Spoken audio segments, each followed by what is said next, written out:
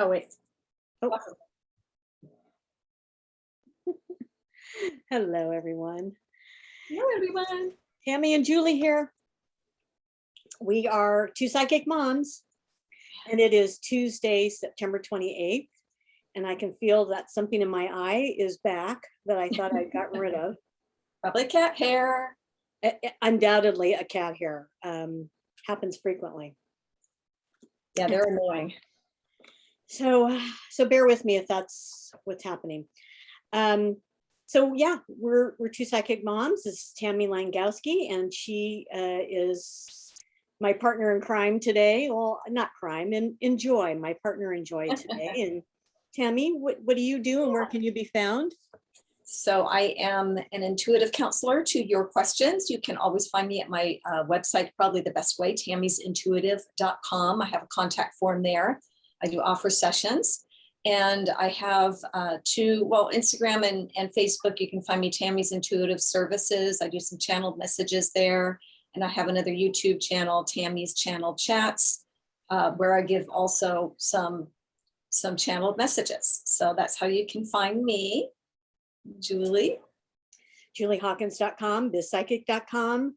Actually, my Facebook is julie.hawkins or bizpsychic, I think. Anyway, you'll find me in those places. And open to readings, private readings, and channel here and channel occasionally on for my YouTube channel as well. Although I actually have a channeled session, I need to get to my VA and have her put that up. So there were some interesting questions in that. So when I opened my records this morning, so interesting. So last week when I opened, I was like, oh, peace and inner calm. And I opened today and I'm like, oh, sadness.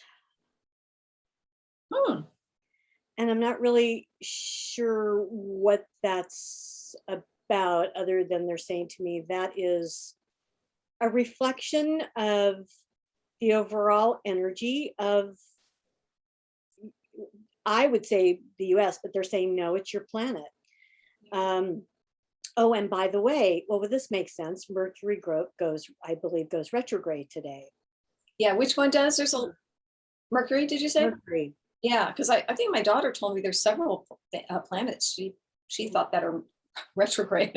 I'll have to look that up. Yeah. Well, that actually would make a lot of sense. Maybe they're saying, yes, there's a lot of cosmic stuff going on. So yeah, so I don't want to belabor any of that. I don't want to sit in sadness. Yeah, right. I don't. They're just saying you don't have to sit in that. Oh, such a good piece of information for you. Even though you feel it, you can acknowledge it and then let it wash instead of over you and in you, just over you and out. You don't have to sit in it. And so just recognize it. That's a feeling, a general energy of the moment. As we know, energy is dynamic and moves and changes all the time. So just give it a few minutes and it'll change to something else.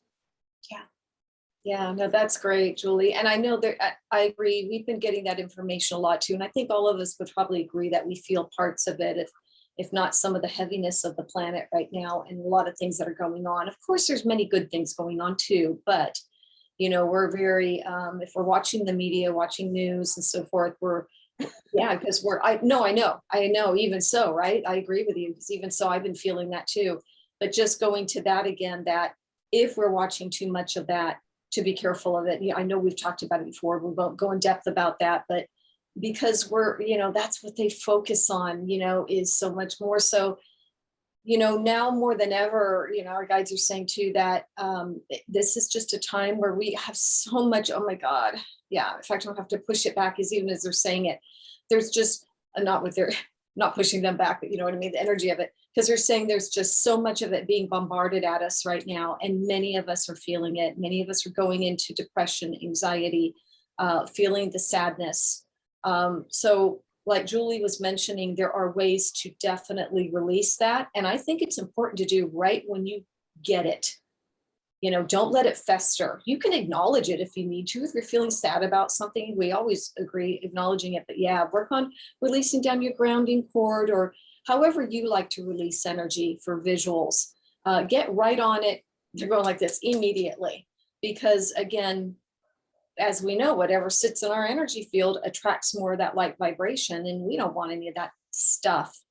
And which leads me, I want to say, because it reminded me of what you were saying, Julie, just of everything you brought up. For me, a lot of that comes at nighttime, of all times. Maybe because we're just still, right? And we're listening and we're thinking, and those of us who are kind of, clairaudient and all that, we're taking on a lot of information, and I have to sometimes really work with that, to just, take the deep breaths, ask for our guides to help me in the sleep state, to help me get to sleep. But really make a conscious decision that I am now putting that to rest. And then I focus on my breathing. It usually gets me back to where I need to be, which is sleeping. But I think this is pretty common for a lot of people during it. It makes sense, right? Our head hits the pillow. Yep. And we're like, okay, we can think, or we can, and then just all this stuff. And it's just the wrong time, isn't it, to do that? So, let's go back to meditation, folks. I mean, it's a great thing during the day if you can invest some time, maybe right before bedtime, even, that you can just focus that energy at that time of listening, thinking, and releasing, and setting it an intention, so that when you go to bed at night, you can sleep like we're supposed to be doing. So anyway. And opening your heart to the greater good, Yeah, agree. Setting a good intention. So it can be a challenge for sure. So yeah. So thanks for bringing that topic up, though, Julie, just about some of the sadness and heaviness that can be there, because it really is very true for many people. You're not going crazy because you're feeling it. Get the help you need if you feel you need it, but it's not uncommon right now, especially you sensitives out there who tend to, empaths and so forth, take on that.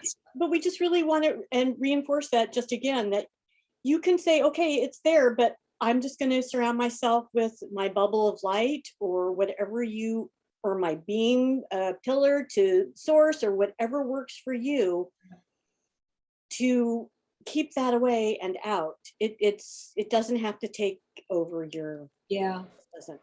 Agree. So should we go to Rudy's former question? Okay. So Rudy, you may not remember, but you had a question, because we have been discussing about Mars, and just like how one time my guides, and maybe Julie, you were saying other things too. I can't remember exactly what was said, but I do know that my guides had told me one time, they popped in for me like, you're going to move to Mars. And I was like, wait, what? And anyway, so Rudy's question, just looking down, because I took a note here, was about Mars. He was like, oh, do tell kind of idea. And, do other planets have life? It's a very common question, and it's a really great question. So I'm glad that he posed that for all of us, just to see what our guides might have to say.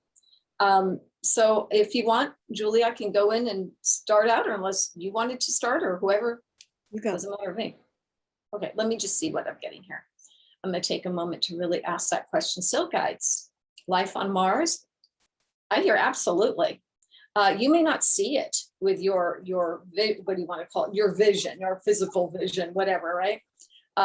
Clearly, because I think we would have seen the little Martians on the Mars right now. But however, there is definitely a dimension that lives on the planet. Most planets, they said, most planets do have life. They may not be in the form of what we know as physical life as we have it here on the Earth plane. But there are dimensions that live and evolve and work on the planet, or work with the planet, to help the planet thrive and to do work around it. So what I get is a lot of busy bees, so to speak. Not bees, but you know what I mean? I'm using that as an example. Busy bees around working on the planet, helping it. So guys, let me ask this. So when you say there's life on Mars, so to speak, what are they doing? I mean, is it like invisible beings that are living on the planet? Yes. Okay, just get yes to that. There are. And many of them are focused on what is it I can do to help this planet?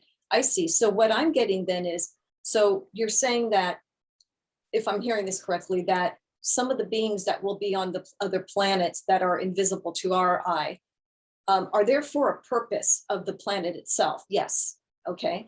Are they living like we do? Some do, not all do. So there's a little bit of this and that. So some planets like Mars, will say, have energy there that they are sorting things out for the future. Oh, and I just got emotional again. Ooh, okay.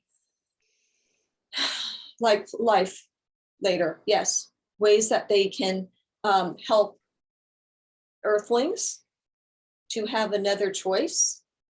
Of course, we're going in that direction anyway, aren't we? A little bit, I think. And so this is where we say, Tammy, they're saying that someday you will move to Mars. You will have a lifetime on that planet, in that evolution of that and the beginnings of that, because you're fascinated with that. They're kind of right on that.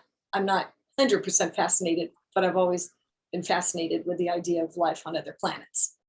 So therefore, that is where you will move. Okay, it won't be this lifetime, I'm assuming. No, but you will have a lifetime on Mars. So, okay, I want to ask some of the other planets that we know of. And of course, we know there's planets out there that are so far away and you know, definitely have life form. I want to share, and I might have shared this before because it's on the topic, that way back when I first was channeling. I mean, never good tail shots there. And that's a great one. Okay, so, oh gosh, don't you just love our kitties? So I was doing some channeling and my guide said, Tammy, there's somebody in your space. I said, it's okay for me to chat with them. Yes, it is. And anyway, she told me, I remember writing this down in my journal. She had told me that she was flying by, so to speak, and she liked my colors while I was meditating. So she came in, it was a female energy. And I said, well, who are you? Where are you from? Kind of thing. And she said, oh, another, how did she say it? Another galaxy. I think she said, I said, whoa. And she said, and I said, wow, okay. And so she said, I said, well, you know, where? She said, oh, I remember saying, you won't even know. Even if I told you, you wouldn't even know. I mean, it was something so far away that we have no idea of it. But she was giving me the impression there was definitely life wherever she was and where she was from. And she was flying by, so to speak, energetically, and was just drawn and knew that I was a medium and that I would be able to communicate with her. And I remember asking her, I don't know if she was just kidding with me, but I'll tell you everything that was said. It was very short, but she said, I said, well, do you have a name? And she said, well, just call me Helen of Troy. And I said, Helen of Troy? And she said, just call me Helen. And she kind of chuckled. And so she didn't laugh. She didn't stay long. She was all good of the light. And she left. And I remember just checking in with my guides. I was like blown away. That was my first experience with, I'll say, an ET, because really she was. And it just really, you know, opened my eyes again to realize, and I'm sure that's why I had the experience, just so I would know that indeed, you know, this stuff happens. So I will just go really quickly, and Julie, and then I'm going to hop to you because I want to hear what you have to say. I just would say then, guys, with the other planets maybe around us that we're aware of, yeah, they actually said Saturn has a lot of busy activity. Again, you know, not necessarily earthly beings, though. Yeah, okay. What about, I'm going to hop over to Venus, guys. Do you remember the picture you drew for me many years ago? And you drew me a picture of, they exist on Venus. Again, I'm not so sure it's going to be in the eye that we would see, but they do. And I remember them drawing a picture for me. I let them, I was doing some automatic writing and I let them draw, and it was kind of sometime I'll get the picture, Julie, and I'll show it for us, what I got. But it was an interesting, almost like dog ears and kind of a body and a little mouth here. I think it did have eyes. But these beings do live on the planet, and they defend the planet. I just got emotional again for some reason, like in a good way. They're either warding off others or there's some defense I've never gotten that before. So that's interesting to me. I'm just trying to work it out here. Just so this doesn't go on and on, I will just say that yes, there is life forms on other planets. Some of them are going to be in a different dimension, or it's, you know, that we don't physically see, but they do like to investigate, and they work on the planets themselves for healing too. Is what I'm feeling.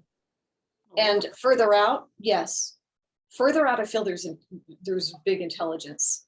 There's really intelligent beings further out that want to help, although know that we're not ready for it completely. We'll see. I'm ready. Okay, so anyway. Yeah,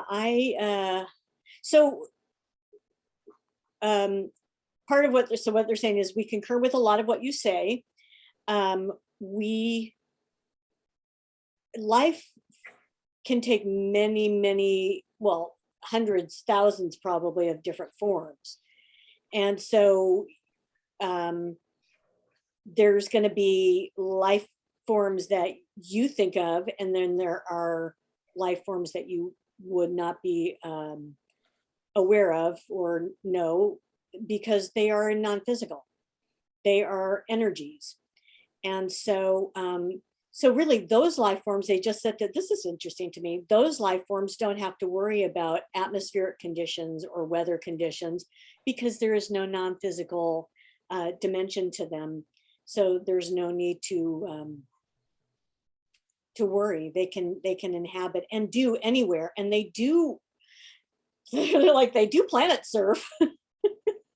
I like that.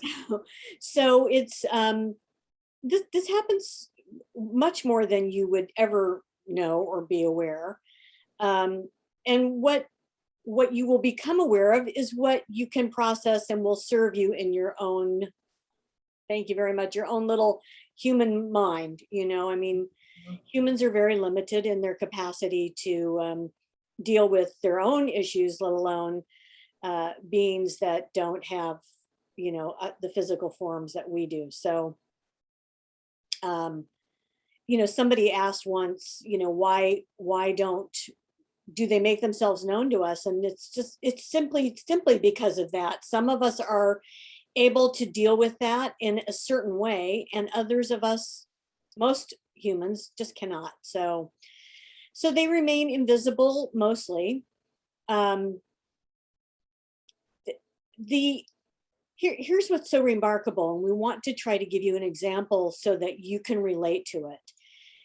Just your and well, forgive me, because I know there's science about this. I'm speaking for myself, but I don't know what it is, but they want to give me some kind of comparison. So our galaxy alone, the Andromeda galaxy, I think is what we're called, is so vast, so immense.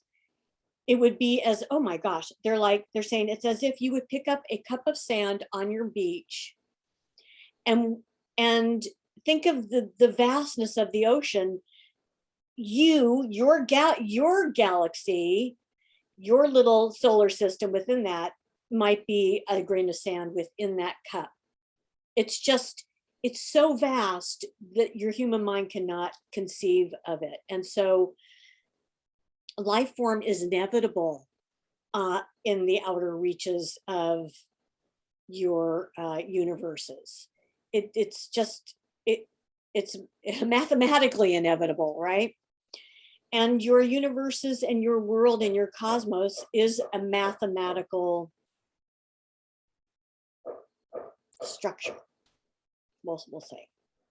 So of course there are life forms. Now in terms of Mars, and we'll go back to what you said, not as you would think of them, but there are primitive life forms that have been frozen in time, and then there are sentient beings that planet hop. That's what they call it. They just planet hop. And so it's kind of like stopping at the filling station and just we'll stop here and, you know, go to the bathroom and get our gas, and then we'll move on. So, and sometimes they stop here. We've talked about that before. And as a pit stop also, they like, there are groups of beings that really like observing us. This is not in any way meant to be insulting to you as humans. They find you amusing. They find you interesting to watch and to observe. And so that is what they do.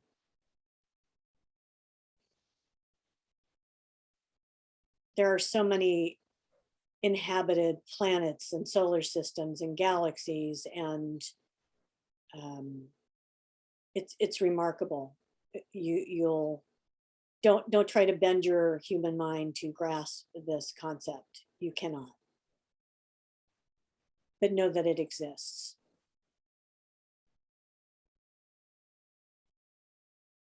And keep searching, keep reaching, keep stretching your mind. That more than anything, if it helps you as a human to stretch your mind, to reach for the idea, the concept that there are other life forms out there, this is your evolution. This is a pathway, a spoke on the wheel of your evolution of humanity. So keep doing that, because it is how you grow. All right, so we want to segue a little bit, if that's okay. It sort of ties into this, but it's also, we feel concern for your planet. We do. There is so much pettiness among your fighting tribes that you lose sight of what is truly the most important issue on your planet and among you. And that is to be kind to one another and be kind to this place you call home. It will go on and thrive and survive without you, but you will make it an awfully hard place to inhabit for yourselves. And then you will go in search of another place to inhabit and do the same thing to that. And so there is a big, mighty lesson in this for you. And so we hope that you will fight for it, beat the drum of love and kindness and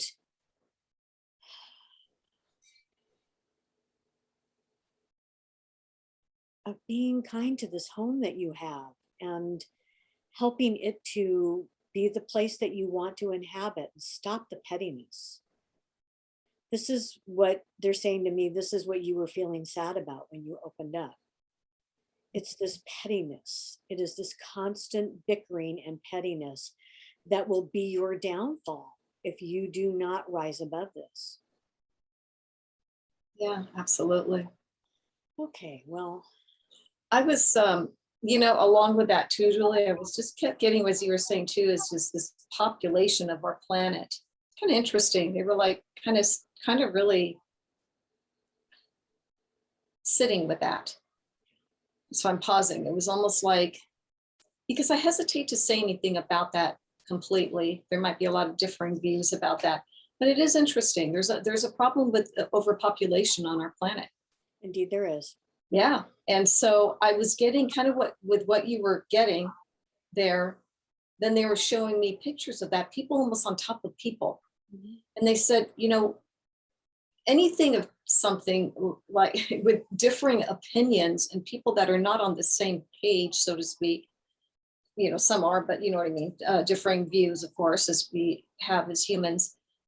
Then imagine with this population overload of everybody just piled on each other, and how there's bound to be disarray and separation and arguments. So it's interesting. I'm just saying from my perspective of them giving this to me, because I don't think I've ever seen it like that before. So, what do we say to that, right? What are they trying to say? That, are we have too many people on the planet? Well, we know there's people that perish and people that are born. We understand there's a balance to a degree, but it's tipping the scales, they're saying, of all the people on the planet. And this is why they show me when they go to Mars. you know, like there might be some other options. There is no doubt that you will reach out to other planets and colonize those. And then there will be satellites. They showed me that 400 years ago, and I brought this up, that I will be on a satellite. My lifetime will be on the satellite, not even just planet, a satellite that we construct. And so, but that is not the answer. You don't trash your home and find a new one to live in. Exactly. Your answer is to find respect, is to bring back respect for one another. Whatever your viewpoints are, they all need respect. And when you resort to a tribalism, which is pervasive on your planet right now, especially in your country, then you move further and further, and they're pushing me further and further away from the respect that your home and that you all want to have. It makes me personally very sad. It makes me very sad. So, but you have to fight for it. You have to be, they say you have to have the loudest voice. Kindness sometimes, respect, you have to make that loud instead of submissive. It doesn't have to be angry and forceful. It just has to rise above. All right. Yeah. So remember that. Yeah. Which is why it's lovely. We have all these different different personalities, you know, that will, take on this, and others will take on that. So, and I agree. Interesting, folks.